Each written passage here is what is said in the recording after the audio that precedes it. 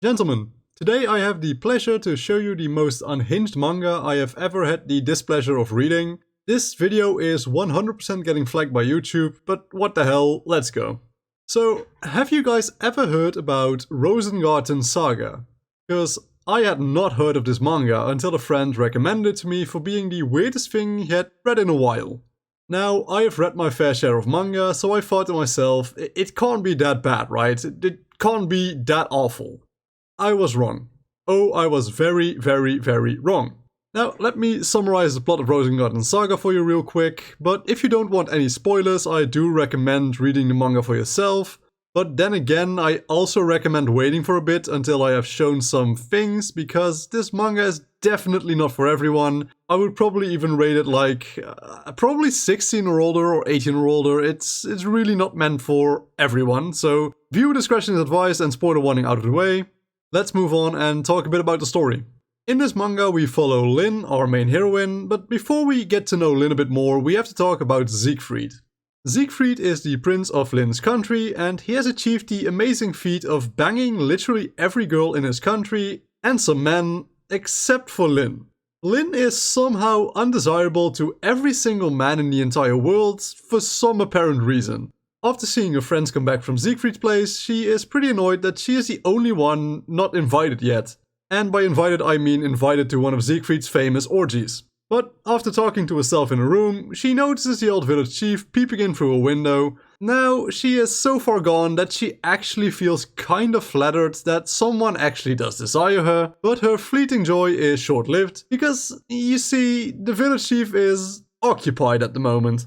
Quite literally filled to the brim. Some bandits have come to the village with the order to, well, anything that moves, because logic. Lynn manages to flee and finds a sword in the woods. She, however, has never heard of looking behind you when you are fleeing from bandits and promptly gets smacked in the back of the head, knocking her out.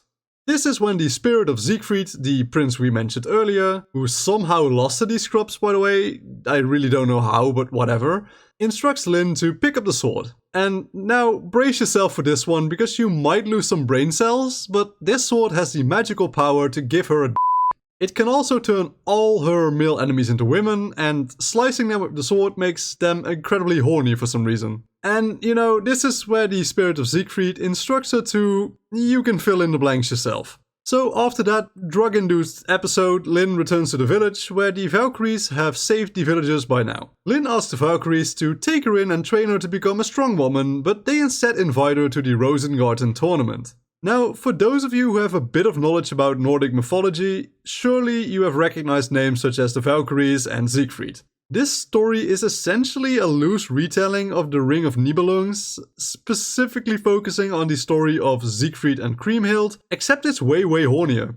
Now, along the way to the Rosen Garten tournament, we meet more merry friends to add to our team, such as the masochistic Prince of Bern and a lolly dragon in the form of the sister of the evil dragon Fafnir. Yeah, just let that sink in for a moment. During the tournament, we get to see the legendary fighters such as Beowulf, King Arthur, Gawain, Ali Baba, Sinbad, and many more. And this is basically turning into the secret love child of Fate and Record of Ragnarok, except the guy who wrote this was high on meth and incredibly horny all the way through.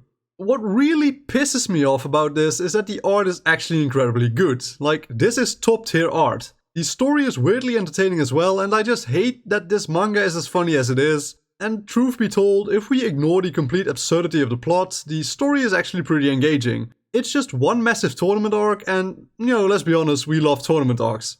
The characters are surprisingly well written, aside from the fact that everyone is perverted as hell. The fights are fun, and the techniques that they use are beyond our comprehension. Especially Beowulf's free sword style, he is almost like Zoro from One Piece. Almost. But Rosen Garten Saga is just like this fever dream. You are aware you're reading it, but at the same time you can't believe what you are seeing. After you read a chapter, you just want to read it again, just to confirm you did not imagine it. And lo and behold, it really was drawn there by someone.